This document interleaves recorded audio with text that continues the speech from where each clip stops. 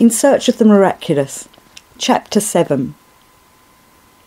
On one occasion, while talking with G, I asked him whether he considered it possible to attain cosmic consciousness, not for a brief moment only, but for a longer period.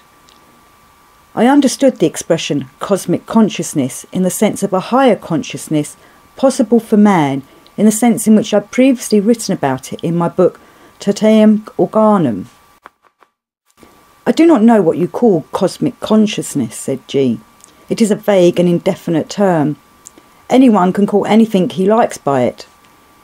In most cases, what is called cosmic consciousness is simply fantasy, associative daydreaming connected with intensified work of the emotional centre.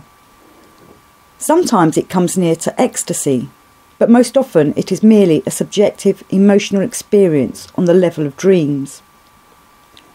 But even apart from all this, before we can speak of cosmic consciousness, we must define in general what consciousness is. How do you define consciousness? Consciousness is considered to be indefinable, I said, and indeed, how can it be defined if it is an inequality? With the ordinary means at our disposal, it is impossible to prove the presence of consciousness in another man. We know it only in ourselves. All this is rubbish, said G, the usual scientific sophistry. It is time you got rid of it. Only one thing is true in what you have said, that you can know consciousness only in yourself. Observe that I say you can know, for you can know it only when you have it. And when you have not got it, you cannot know that you have not got it. Not at that very moment, but afterwards. I mean that when it comes again, you can see that it has been absent a long time, and you can find or remember the moment when it disappeared and when it reappeared. You can also define the moments when you are nearer to consciousness and further away from consciousness.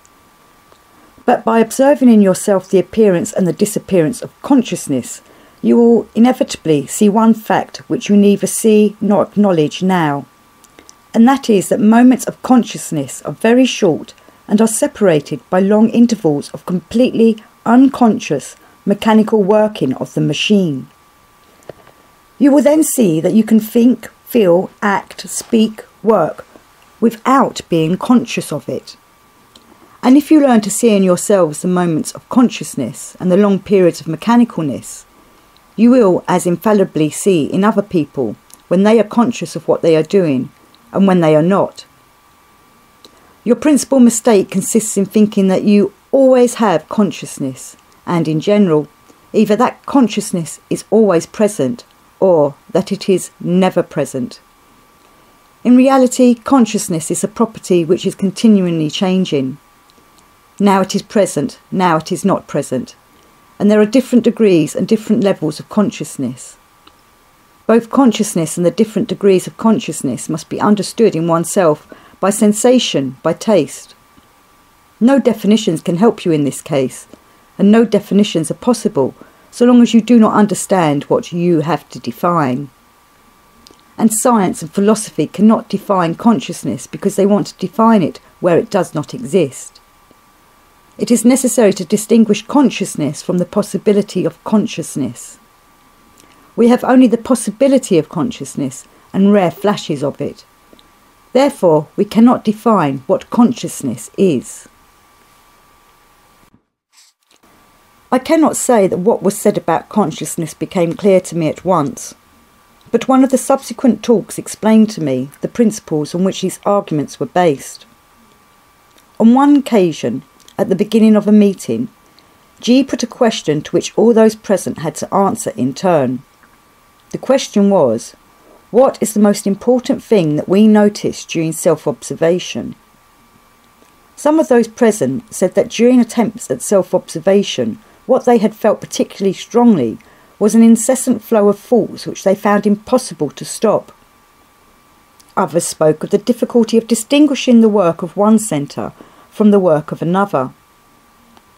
I had evidently not altogether understood the question, or I answered my own thoughts, because I said that what struck me most was the connectedness of one thing with another in the system, the wholeness of the system, as if it were an organism, and the entirely new significance of the word to know, which included not only the idea of knowing this thing or that thing, but the connection between this thing and everything else. G was obviously dissatisfied with our replies. I had already begun to understand him in such circumstances, and I saw that he expected from us indications of something definite that we had either missed or failed to understand. "Not one of you has noticed the most important thing that I have pointed out to you," he said. "That is to say, not one of you has noticed that you do not remember yourselves." He gave particular emphasis to these words. "You do not feel yourselves. You are not conscious of yourselves. With you, it observes, just as it speaks, it thinks, it laughs. You do not feel. I observe, I notice, I see. Everything still is noticed, is seen. In order really to observe oneself, one must first of all remember oneself." He again emphasised these words. "Try to remember yourselves when you observe yourselves, and later on tell me the results. Only those results will have any value that you are accompanied by self-remembering. Otherwise you yourselves do not exist in your observations, in which case what are all your observations worth?" These words of G's made me think a great deal. It seemed to me at once that they were the key to what he had said before about consciousness. But I decided to draw no conclusions whatever, but to try to remember myself while observing myself. The very first attempt showed me how difficult it was. Attempts at self-remembering failed to give any results except to show me that in actual fact we never remember ourselves. "What else do you want?" said G. "This is a very important realisation. People who know this," he emphasised these words, "already know a great deal. The whole trouble is that nobody knows it. If you ask a man whether he can remember himself, he will of course answer that he can. If you tell him that he cannot remember himself, he will either be angry with you or he will think you an utter fool. The whole of life is based on this, the whole of human existence, the whole of human blindness. If a man really knows that he cannot remember himself, he is already near to the understanding of his being." All that G said, all that I myself thought, and especially all that my attempts at self-remembering had showed me, very soon convinced me that I was faced with an entirely new problem which science and philosophy had not, so far, come across. But before making deductions, I will try to describe my attempts to remember myself. The first impression was that attempts to remember myself, or to be conscious of myself, to say to myself, "I am walking, I am doing," and continually to feel this, "I," stopped thought.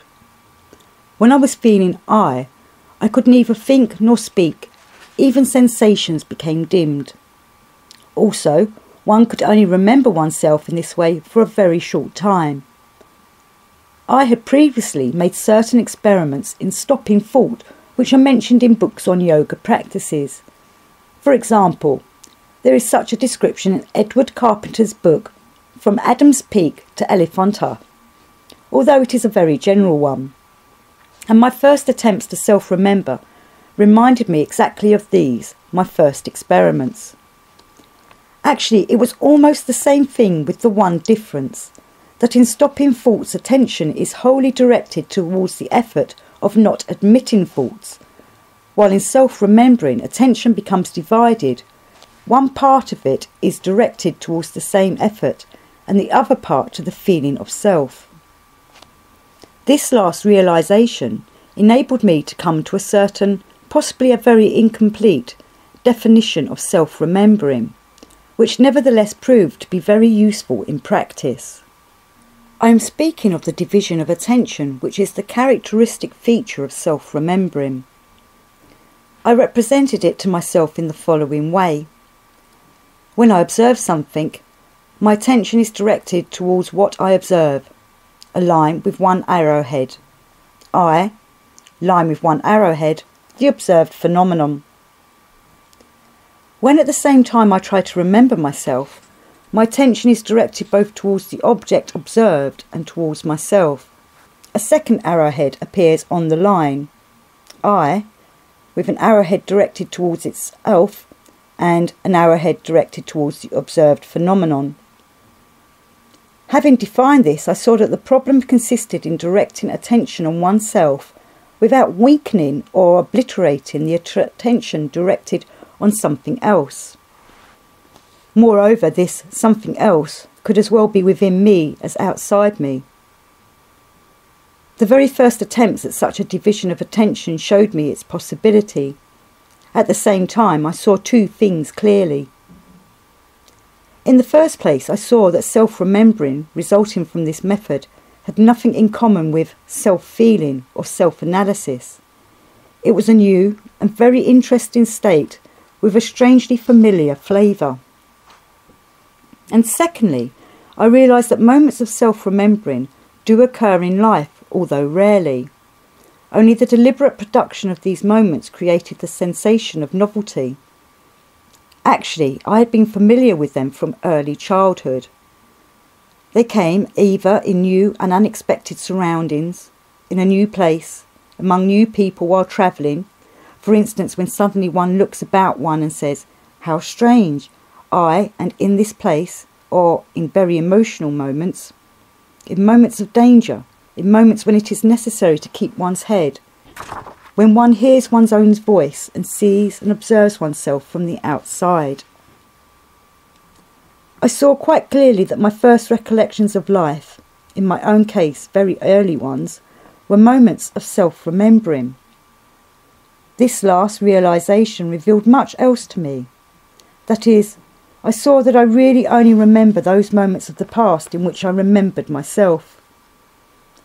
Of the others, I know only that they took place. I am not able wholly to revive them, to experience them again. But the moments when I had remembered myself were alive and were in no way different from the present. I was still afraid to come to conclusions, but I already saw that I stood upon the threshold of a very great discovery. I had always been astonished at the weakness and the insufficiency of our memory. So many things disappear.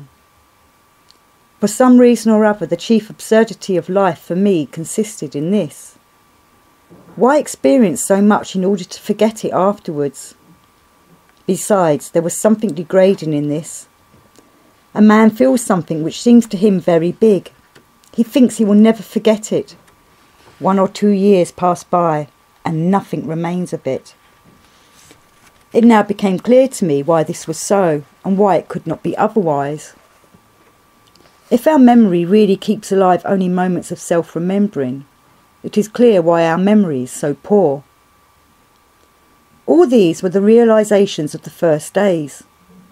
Later, when I began to learn to divide attention, I saw that self-remembering gave wonderful sensations which, in a natural way, that is, by themselves, come to us only very seldom and in exceptional conditions. Thus, for instance, at that time I used very much to like to wander through St. Petersburg at night and to sense the houses and the streets. St. Petersburg is full of these strange sensations. Houses, especially old houses, were quite alive. I all but spoke to them. There was no imagination in it. I did not think of anything. I simply walked along while trying to remember myself and looked about. The sensations came by themselves. Later on I was to discover many unexpected things in the same way, but I will speak of this further on. Sometimes self-remembering was not successful. At other times it was accompanied by various observations. I was once walking along the Litany towards the Nevsky, and in spite of all my efforts I was unable to keep my attention on self-remembering. The noise, movement, everything distracted me. Every minute I lost the thread of attention, found it again, and then lost it again. At last I felt a kind of ridiculous irritation with myself, and I turned into the street on the left, having firmly decided to keep my attention on the fact that I would remember myself, at least for some time, at any rate until I reached the following street. I reached the Nadzinsky without losing the thread of attention, except perhaps for short moments. Then I again turned towards the Nevsky, realising that in quiet streets it was easier for me not to lose the line of thought, and wishing therefore to test myself in more noisy streets. I reached the Nevsky, still remembering myself, and was already beginning to experience the strange emotional state of inner peace and confidence which comes after great efforts of this kind. Just round the corner on the Nevsky was a tobacconist's shop where they made my cigarettes. Still remembering myself, I thought I would call there and order some cigarettes. 2 hours later I woke up in the Tavarishkacha, that is, far away. I was going by Itsvitskik to the printers. The sensation of awakening was extraordinarily vivid. I can almost say that I came to. I remembered everything at once, how I'd been walking along the Nadzinsky, how I'd been remembering myself, how I'd thought about cigarettes, and how at this thought I seemed all at once to fall and disappear into a deep sleep. At the same time, while immersed in this sleep, I continued to perform consistent and expedient actions. I left the tobacconist, called at my flat in the Litany, telephoned to the printers. I wrote 2 letters. Then again I went out of the house. I walked on the left side of the Nevsky up to the Konstanty Dvor, intending to go to the Oppositsaryaka. Then I had changed my mind as it was getting late. I had taken an Itsvochik and was driving to the Kavalgadgatsky to my printers, and on the way, while driving along the Tavrichiskaya, I began to feel a strange uneasiness, as though I had forgotten something. And suddenly I remembered that I had forgotten to remember myself. I spoke of my observations and deductions to the people in our group, as well as to my various literary friends and others. I told them that this was the centre of gravity of the whole system and of all work on oneself, that now work on oneself was not only empty words, but a real fact full of significance, thanks to which psychology becomes an exact and at the same time a practical science. I said that European and Western psychology in general had overlooked a fact of tremendous importance, namely that we do not remember ourselves, that we live and act and reason in deep sleep, not metaphorically, but in absolute reality, and also that, at the same time, we can remember ourselves if we make sufficient efforts, that we can awaken. I was struck by the difference between the understanding of the people who belong to our groups and that of people outside them. The people who belonged to our groups understood, though not all at once, that we had come into contact with a miracle and that it was something new, something that had never existed anywhere before. The other people did not understand this. They took it all too lightly, and sometimes they even began to prove to me that such theories had existed before. A.L. Valinsky, whom I had often met and with whom I had talked a great deal since 1909, and whose opinions I valued very much, did not find in the idea of self-remembering anything that he had not known before.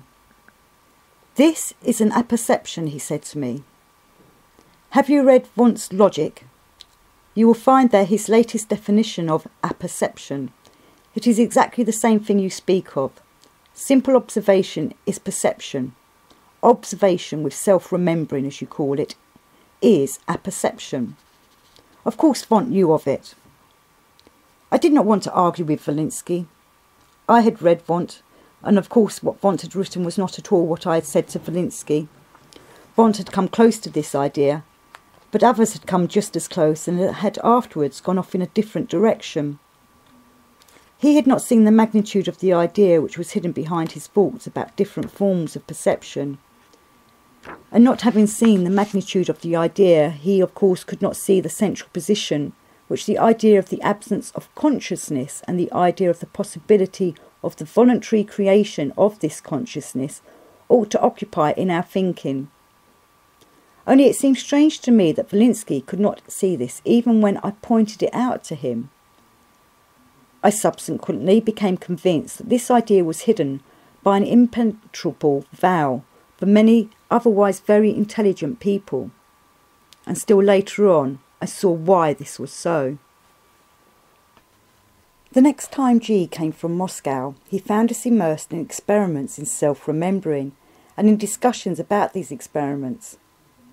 But at his first lecture he spoke of something else. In right knowledge, the study of man must proceed on parallel lines with the study of the world, and the study of the world must run parallel with the study of man. Laws are everywhere the same, in the world as well as in man.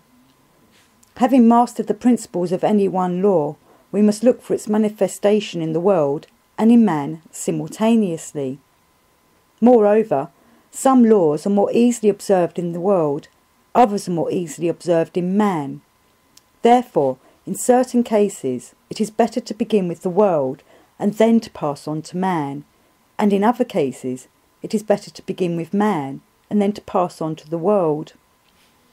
This parallel study of the world and of man shows the student the fundamental unity of everything and helps him to find analogies in phenomena of different orders.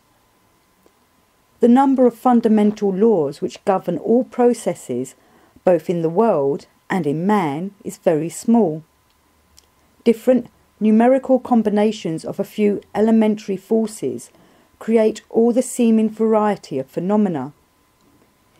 In order to understand the mechanics of the universe, it is necessary to resolve complex phenomena into these elementary forces.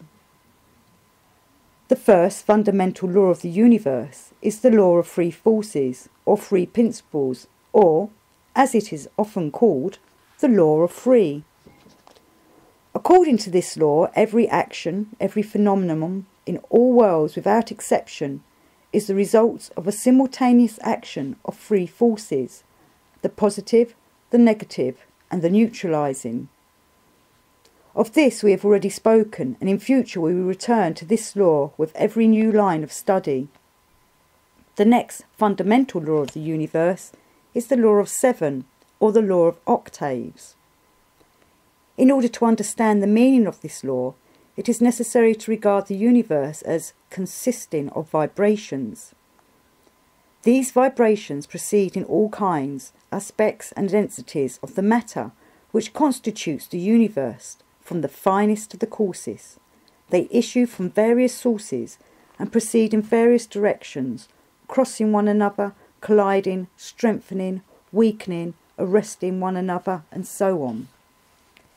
In this connection, according to the usual views accepted in the West, vibrations are continuous. This means that vibrations are usually regarded as proceeding uninterruptedly, ascending or descending, so as long as there continues to act the force of the original impulse, which caused the vibration and which overcomes the resistance of the medium in which the vibrations proceed.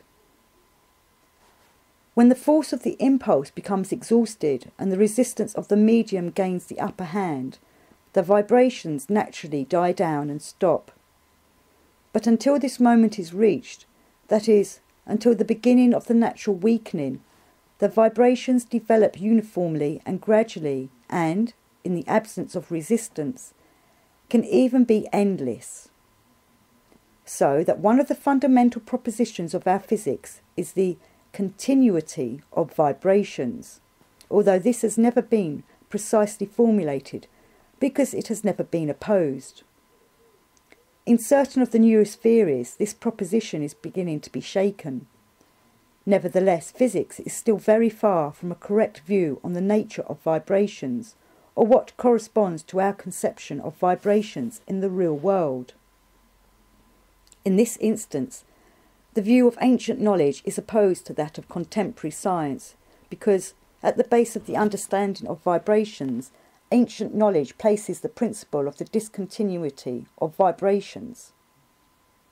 The principle of the discontinuity of vibration means the definite and necessary characteristic of all vibrations in nature, whether ascending or descending, to develop not uniformly but with periodical accelerations and retardations.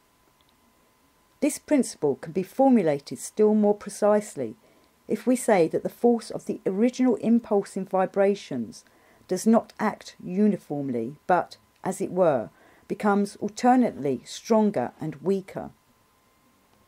The force of the impulse acts without changing its nature, and vibrations develop in a regular way only for a certain time, which is determined by the nature of the impulse, the medium, the conditions, and so forth. But at a certain moment a kind of change takes place in it, and the vibrations, so to speak, cease to obey it, and for a short time they slow down, and to a certain extent change their nature or direction. For example, ascending vibrations at a certain moment begin to ascend more slowly, and descending vibrations begin to descend more slowly. After this temporary retardation, both in ascending and descending, the vibrations again enter the former channel, and for a certain time ascend or descend uniformly up to a certain moment when a check in their development again takes place. In this connection, it is significant that the periods of uniform action of the momentum are not equal, and that the moments of retardation of the vibrations are not symmetrical. One period is shorter, the other is longer. In order to determine these moments of retardation, or rather the checks in the ascent and the descent of vibrations, the lines of development of vibrations are divided into periods corresponding to the doubling or the halving of the number of vibrations in a given space of time. Let us imagine a line of increasing vibrations. Let us take them at the moment when they are vibrating at the rate of 1,000 a second. After a certain time, the number of vibrations is doubled, that is, reaches 2,000. It has been found and established that in this interval of vibrations, between the given number of vibrations and a number of twice as large, there are two places where a retardation in the increase of vibrations takes place. One is near the beginning, but not at the beginning itself. The other occurs almost at the end. Approximately, the laws which govern the retardation or the deflection of vibrations from their primary direction were known to ancient science. These laws were duly incorporated into a particular formula or diagram which has been preserved up to our times. In this formula, the period in which vibrations are doubled was divided into 8 unequal steps corresponding to the rate of increase in the vibrations. The 8th step repeats the first step with double the number of vibrations. This period of the doubling of the vibrations, or the line of the development of vibrations between a given number of vibrations and double that number, is called an octave, that is to say, composed of 8. The principle of dividing into 8 unequal parts the period in which the vibrations are doubled is based upon the observation of the non-uniform increase of vibrations in the entire octave, and separate steps of the octave show acceleration and retardation at different moments of its development. In the guise of this formula, ideas of the octave have been handed down from teacher to pupil from one school to another. In very remote times, one of these schools found that it was possible to apply this formula to music. In this way was obtained the 7-tone musical scale, which was known in the most distant antiquity, then forgotten, and then discovered or found again. The 7-tone scale is the formula of a cosmic law which was worked out by ancient schools and applied to music. At the same time, however, if we study the manifestations of the law of octaves in vibrations of other kinds, we shall see that the laws are everywhere the same, and that light, heat, chemical, magnetic, and other vibrations are subject to the same laws as sound vibrations. For instance, the light scale is known to physics. In chemistry, the periodic system of the elements is without doubt closely connected with the principle of octaves, although this connection is still not fully clear to science. A study of the structure of the 7-tone musical scale gives a very good foundation for understanding the cosmic law of octaves. Let us again take the ascending octave, that is, the octave in which the frequency of vibration increases. Let us suppose that this octave begins with 1,000 vibrations a second.